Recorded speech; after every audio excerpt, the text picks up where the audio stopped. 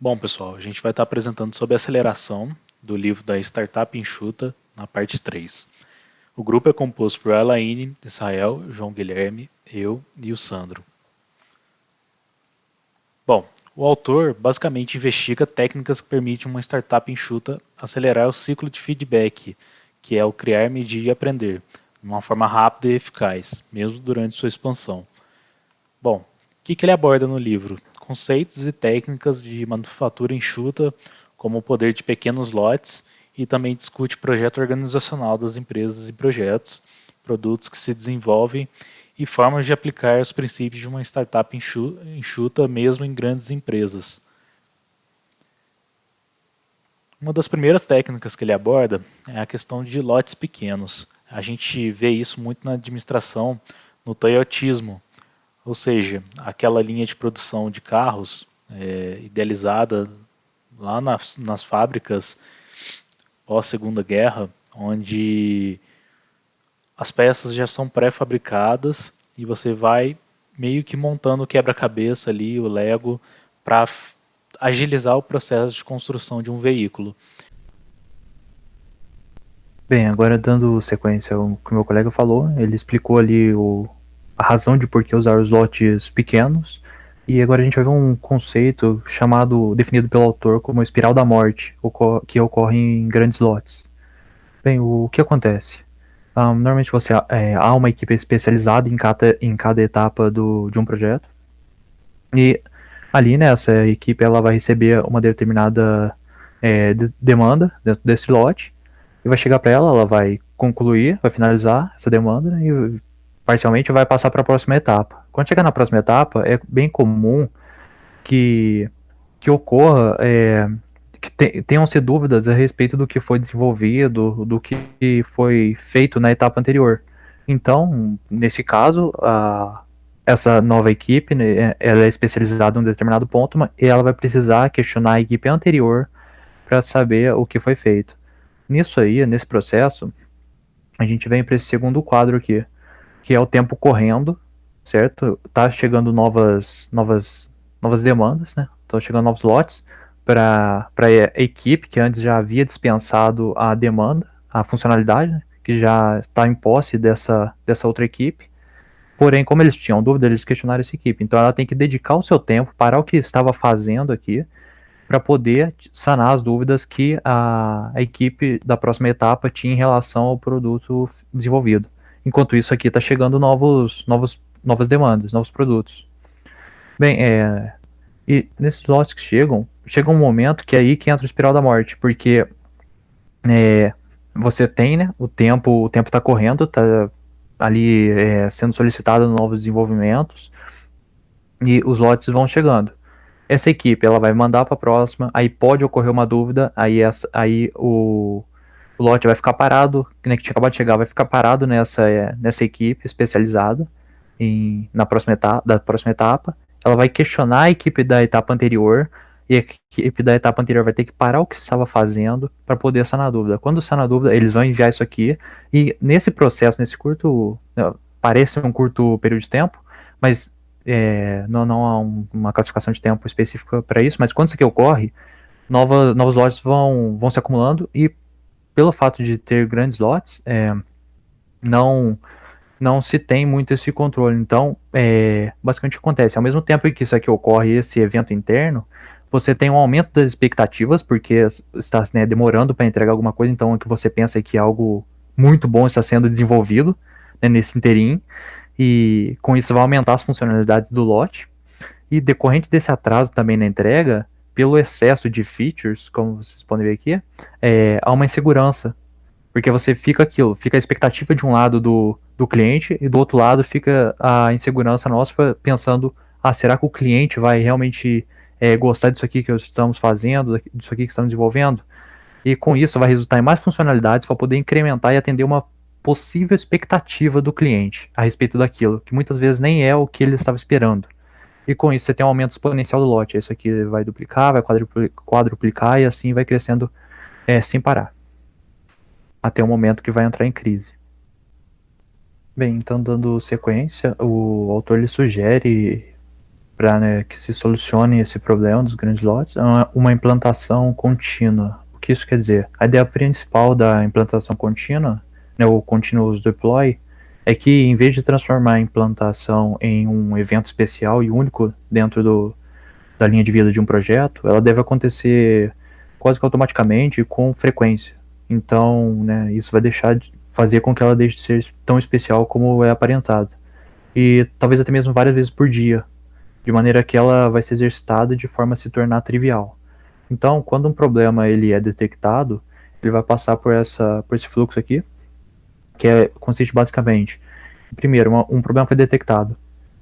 Essa mudança defeituosa, assim que isso for visto, a mudança defeituosa vai ser removida e, na sequência, todas as pessoas da equipe elas devem ser avisadas de maneira que parem o que estão fazendo e aguardem até que, por finalmente, aqui no quarto passo, a causa raiz desse problema seja detectada e corrigida. E dessa maneira você vai entregar uma nova solução que vai substituir aquela que foi desenvolvida inicialmente, né, que era problemática.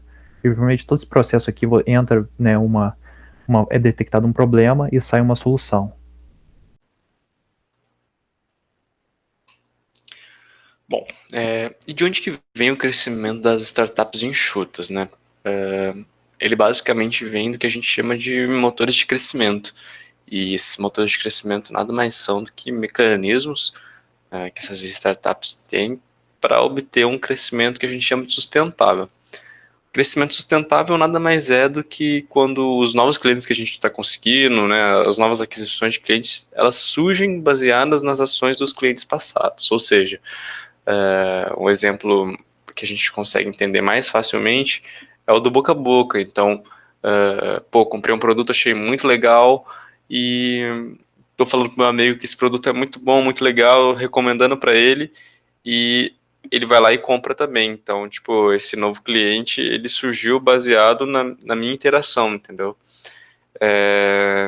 Existem 4 maneiras, primeiramente essa que eu já falei, o boca a boca. Existe também o efeito colateral da utilização do produto, que é basicamente quando a gente tem produtos iguais aos da Apple, que na realidade eles geram um certo tipo de status ou um certo tipo de moda entre a galera. Então tá todo mundo usando não porque o produto é bom ou porque o produto é recomendado, mas sim porque tá no mainstream, né? Tá todo mundo usando, por que eu não vou usar, entende? Publicidade financiada é uma outra maneira de se conseguir esse crescimento sustentável, só que na publicidade financiada ele só é sustentável se o investimento que a gente fizer para obter essa publicidade aí for de uma renda recorrente, né? Não for de uma renda de um investimento de capital, por exemplo. Tem que ser feito a partir da própria renda de um crescimento sustentável, entende? E essa publicidade financiada pode ser uma promoção em mídia social, igual no Instagram, Facebook, ou pode ser até numa mídia física mesmo, panfletagem e coisas assim. Compra o uso repetido quando a gente tem serviços como da Amazon Prime ou da Netflix, que a gente é fidelizado a pagar mensalmente um valor fixo, e baseado nesse valor fixo, a gente tem um serviço ou um produto todo mês. Dessa forma, a empresa sempre vai ter a renda ali do cliente, né? Porque o cliente vai estar fazendo uso repetido do serviço dela. Falamos aí sobre o que é o motor de crescimento, né? Basicamente uma forma de se alcançar esse crescimento sustentável. E, bom, esses motores aí, eles geram certas métricas e tal que a gente pode estudar para saber onde que a gente tem que concentrar o nosso esforço para tentar crescer a nossa startup, né? Existem 3 motores diferentes, que é o recorrente, o viral e o pago. E o autor ainda destaca que é importante que a gente não foque nesses 3 motores de uma vez, a gente tem que focar em um só, porque pode gerar confusão, é bastante coisa, precisa de uma expertise, ou seja, você precisa ter conhecimento, ter estudo para poder atacar 3 coisas diferentes, e acaba sendo difícil porque a confusão a ser gerada pode ser grande, porque são estratégias diferentes que a gente usa em cada uma delas para estar obtendo crescimento, né? Bom, Primeiramente, a gente tem um crescimento recorrente, que é basicamente quando um cliente fica preso a um fornecedor, ou seja, a gente está trabalhando com uma fidelização, né? O cliente ele está ali e fica ali por bastante tempo utilizando nosso produto ou nosso serviço. E não tem essa rotatividade, né? Ou seja, a gente não perde um cliente e entra outro cliente, perde um cliente e entra outro cliente. É sempre uma questão de ganhar mais clientes do que perder clientes, né? Tipo, igual eu falei, a taxa de aquisição ela ultrapassa a taxa de rotatividade. Quando a gente fala de taxa de rotatividade, a gente está falando exatamente disso, né?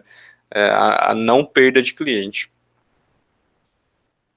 O crescimento viral, ele depende da transmissão de pessoa para pessoa, baseado no uso normal do produto. Então, um ótimo exemplo que a gente deu é o do boca a boca, tipo, tá recomendando, tô usando, gostei muito do produto, vou falar para meu amigo, e meu amigo compra o produto, compra o serviço e começa a utilizar também.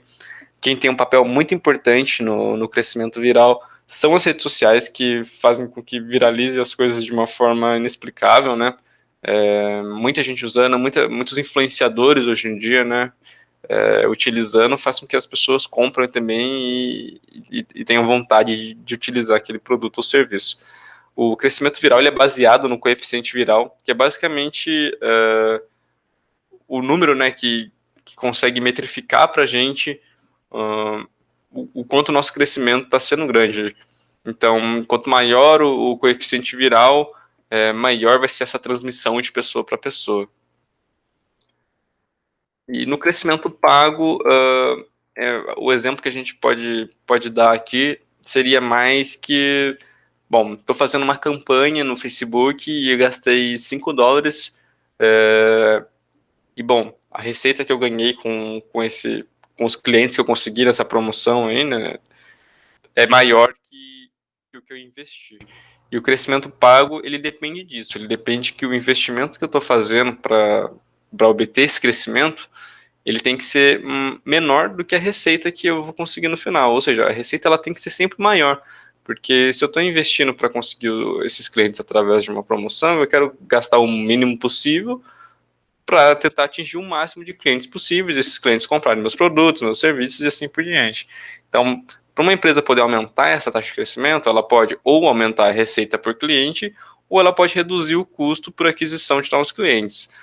Aumentando essa receita por cliente, eu vou estar gastando mais para chegar até esses clientes, mas possivelmente a minha receita, no final das contas, ela vai ser muito maior também. Reduzindo o custo por aquisição, eu vou estar tentando gastar o mínimo possível, mas é mais fácil de lucrar porque eu vou ter gastado pouco. Igual eu disse anteriormente, é importante que a gente foque em somente um desses motores de crescimento, porque pode gerar confusão, como vocês viram, é uma estratégia totalmente diferente para a gente estar trabalhando com cada um tipo desses crescimentos. E agora a gente vai falar um pouquinho sobre os motores de crescimento e como eles determinam o encaixe produto-mercado.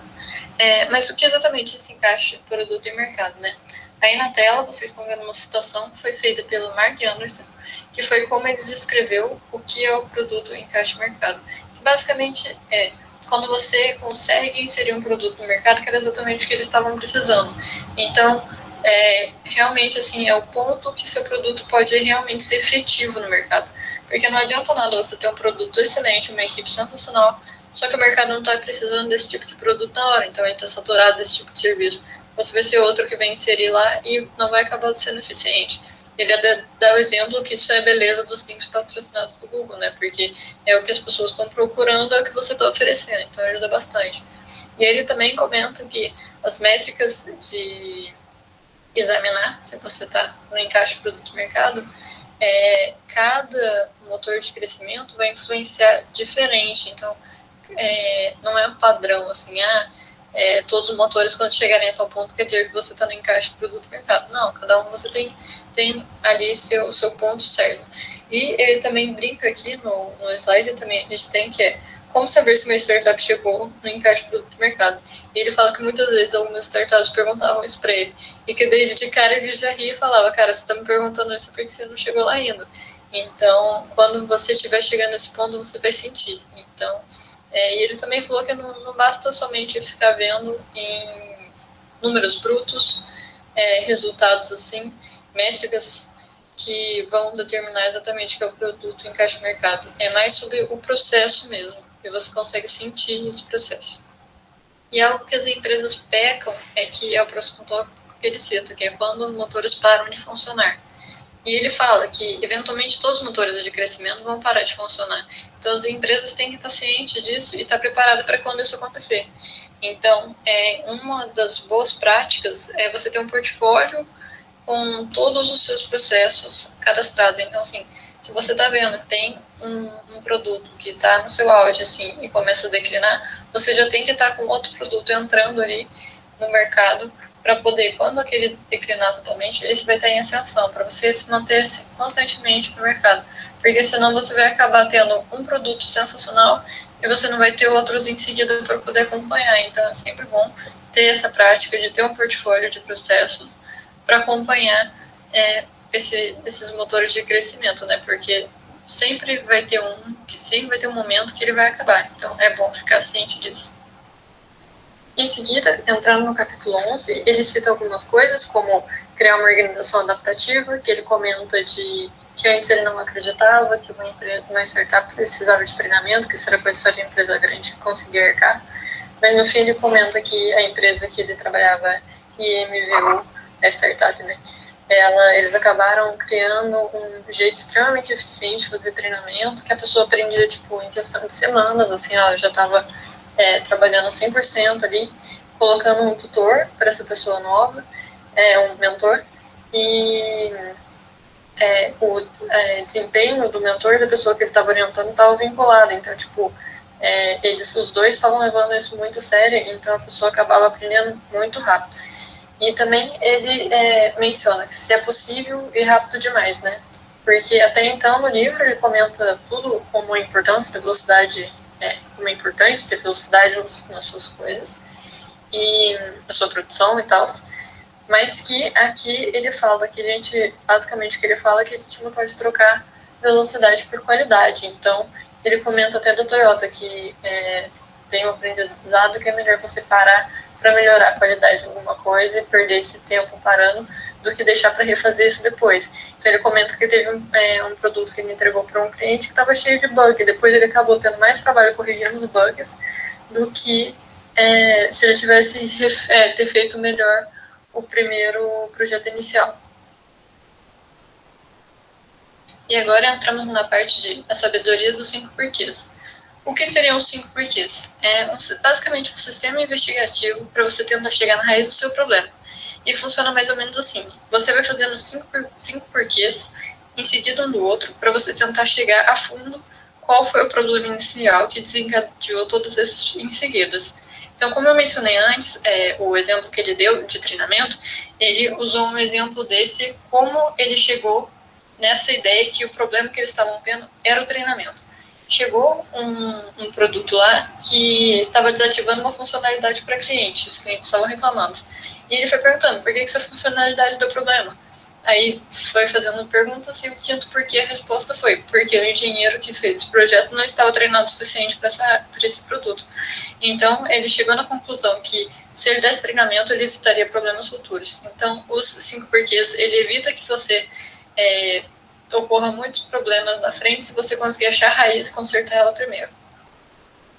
Que é exatamente o que foi descrito aí no slide, que a ideia básica dele é ligar os investimentos diretamente à prevenção de sintomas mais problemáticos. Para que o 5 porquês funcione, o autor menciona 2 pontos, que são 2 regras simples para poder serem adotadas pela equipe para que não aconteçam problemas. Então, o primeiro é ser tolerante em relação a todos os erros na primeira vez. Então, ainda mais se a pessoa está começando, ele até fala que é importante lembrar que erros são provocados por sistemas imperfeitos, não por pessoas más. Então, normalmente a pessoa não foi lá querer fazer por maldade. Então, as pessoas têm que ser um pouco mais tolerantes quanto a isso, se a pessoa está errando a primeira vez. E já que errou a primeira vez, permitir que esse erro não aconteça mais. Então, documentar, saber que você já aconteceu esse tipo de erro, tentar investir para proporcionar uma prevenção desse problema acontecer novamente. E se os 5 porquês não foi implementado corretamente, não seguiu as regras simples que a gente acabou de mencionar, e também por alguns outros erros, pode acabar dando muito ruim. Por exemplo, às vezes as pessoas vão começar a fazer essa investigação, de começar a fazer as perguntas. Em vez de eles focarem em o que pode ter dado errado e ser imparcial, elas acabam ficando um pouco na defensiva por estar questionando o serviço delas e querer apontar erro para outra pessoa. Então, um dos problemas é, se a pessoa todas as pessoas que participaram do projeto, se tem alguém faltando, essa pessoa normalmente é quem vai levar a culpa da maioria das coisas, porque como ela está lá para se defender, joga a culpa nas costas dela.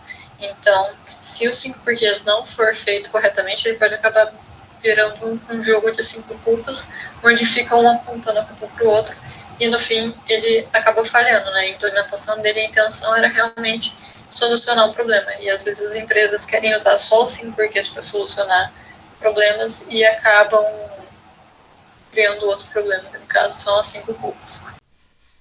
Bom, quando falamos de inovação, é muito comum que empresas, ao crescerem, elas comecem a perder a capacidade de inovar, a perder a sua criatividade em criar novos produtos.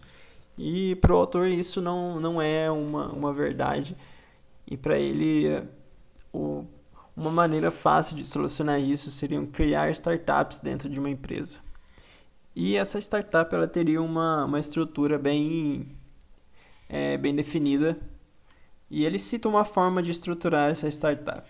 Ele diz que não é obrigatório a startup seguir essa estrutura, né, mas que errar na estrutura dessa startup é algo que pode ser um problema, né?